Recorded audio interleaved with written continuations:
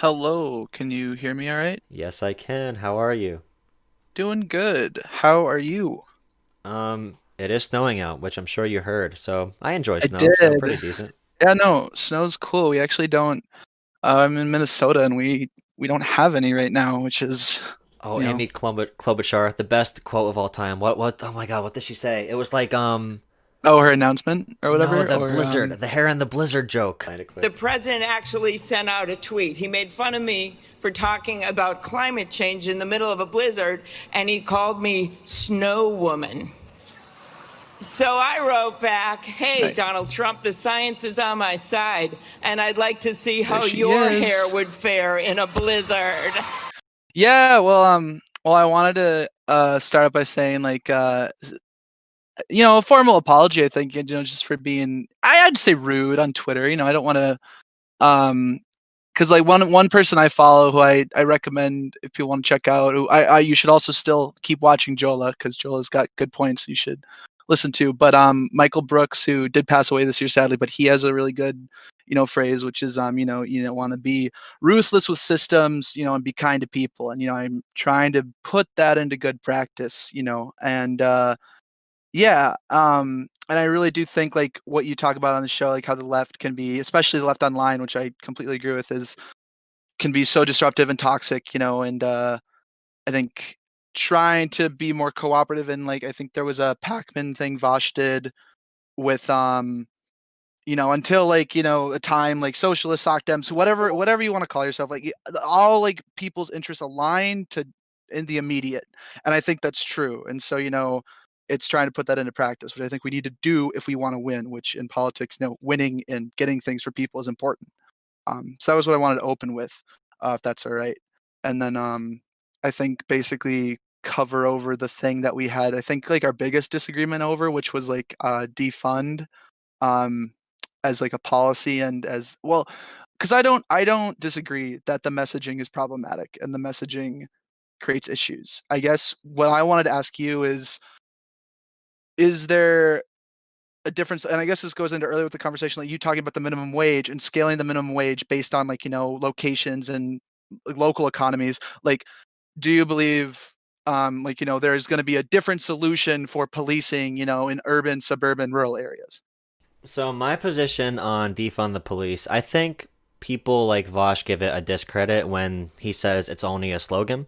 I think it is a policy demand to be used by activists. Yes. I think it doesn't work as a slogan whatsoever. It was developed in New York City, right? I might be wrong on that, but it was meant to attack, police funding and redistribute it in areas where people are literally facing this reality every single day. I think it's very effective for that. I completely encourage its use for that purpose.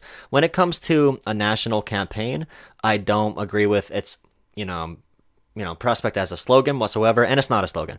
But when it comes to rural areas, a lot of these departments are underfunded and are overstrained and are cutting officers, and they aren't militarized. They have to call in the state troopers whenever something big happens.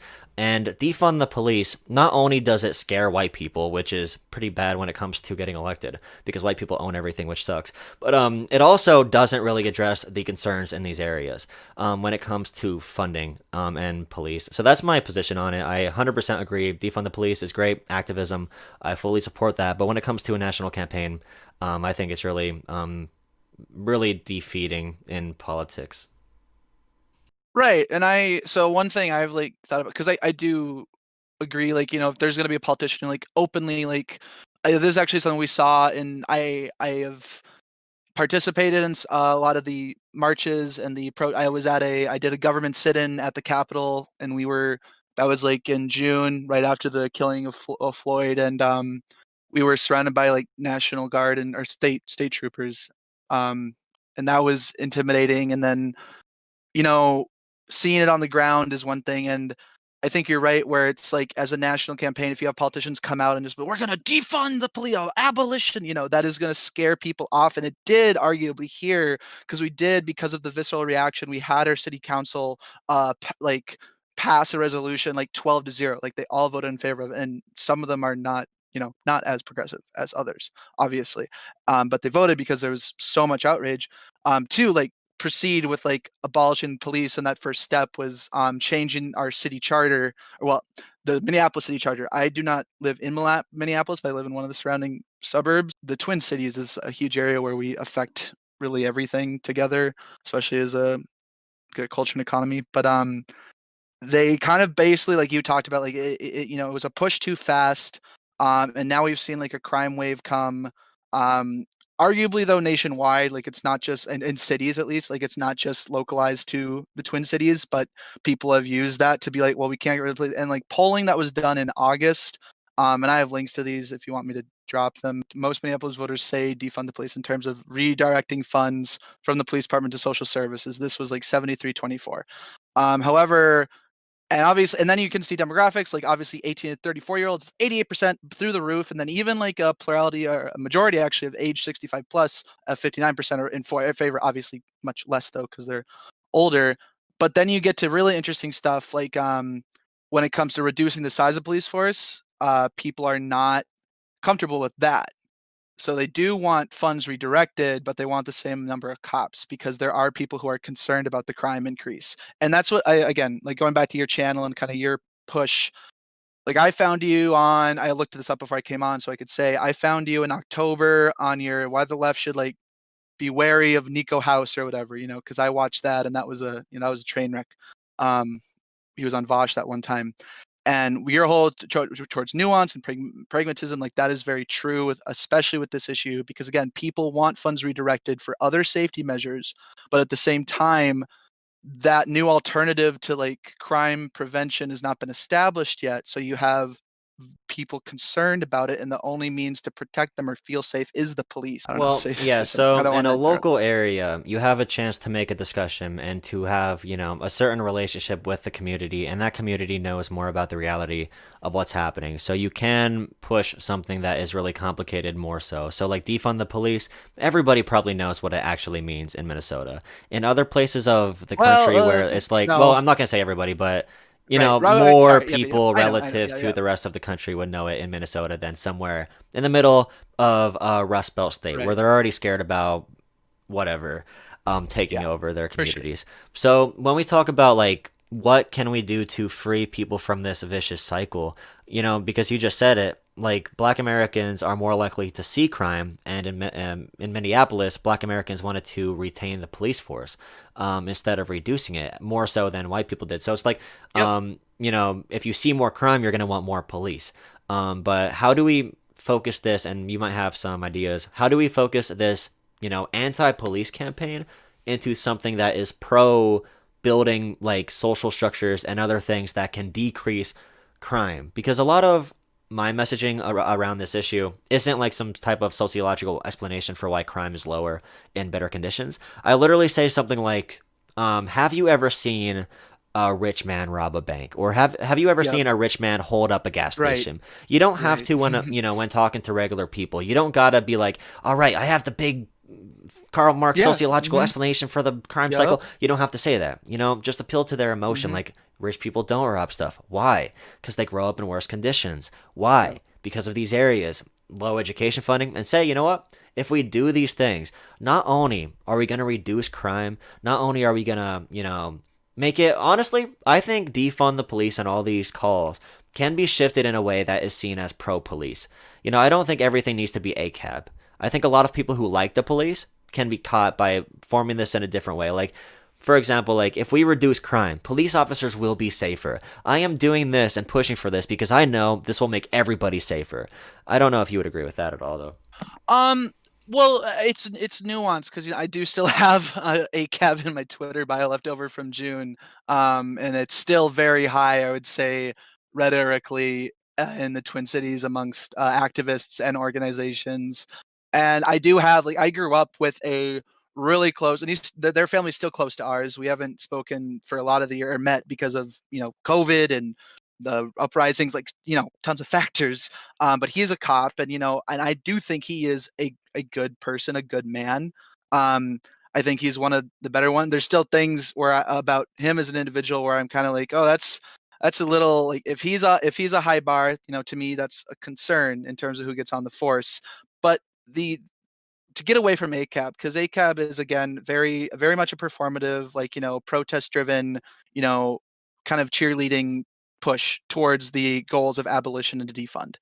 I do agree, like, from a strategic point, if you can get policies that, keep, because what everyone wants at the end of the day is to keep everybody safe in their community, rural, suburban, urban. Like, people want to be safe, people want to be secure, people want to be able to, sleep at night.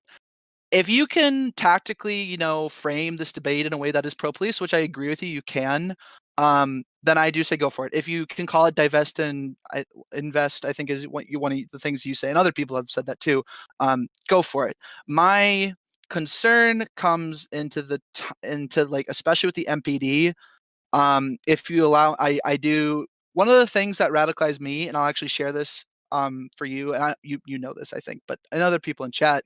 Like, one of the things that I think can radicalize people the most, like, and a good radicalize, and I'm not saying, like, become a, like, what we've talked about, like, hey, I'm a socialist theory, obsessed with that stuff. I mean, like, actually, like, understanding where we need to go to fix the systemic problems in our country is reading history, going into the history, especially the history of this country. That'll do it, I think, for even most people of any spectrum.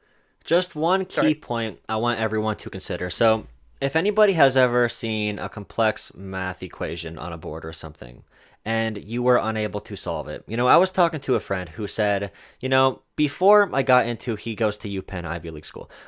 He said, before I got into this advanced level of math in high school, I would have looked at this board and thought it was all crazy gibberish. And now, since he is there at this level of, expertise in it, now he understands everything on this board that before he couldn't understand at all. When people say we need to dismantle the oppressive system of policing, no one understands what that means. When people on the left say that, right, no one understands what that means. You are showing them a big canvas of a bunch of equations that they don't know what the hell means. People know police, safety, crime, education, funding. People know these words. People don't care about how these formulas work. They want to hear how things are going to add up for them.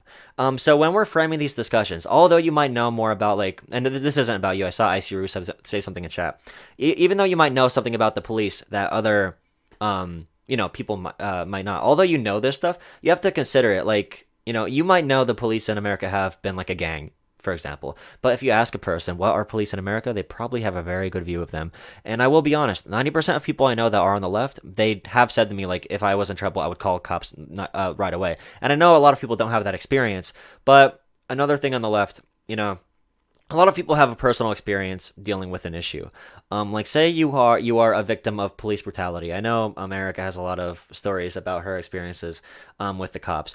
If only 5% of the population has had similar experiences, then it's not a political expedient strategy to base your, political pragmatism off of your own personal experiences. And it's so crappy that politics is like this. But if you're part of the 10% that is struggling right now from an oppressive system, then you literally do have to find a way to get the influence in that current system and to convince people who've never even considered fixing it, to help you change it. And this is what we have with healthcare too. If you have good healthcare, you're not going to like Medicare for all as much. If you have something, you're not going to, I think I said enough about that concept. I agree with you. Like, I can't go up to anyone on the street and go through well, throughout the entire history of that's not going to effectively get the policy goals the community I'm a part of forward. And like I said earlier, like, I think there is some, efficacy to the idea, like, of framing this as pro-police, because I think there is a really good argument, and like there are even cartoons of this summer, like with like, and I remember talking to my cousin, I texted him after this, like, when George Floyd happened, it's like, when in America, because of how far since Reagan we've destroyed any remnants of like social services since the New Deal, we've thrown almost all systemic issues onto the shoulders of like police.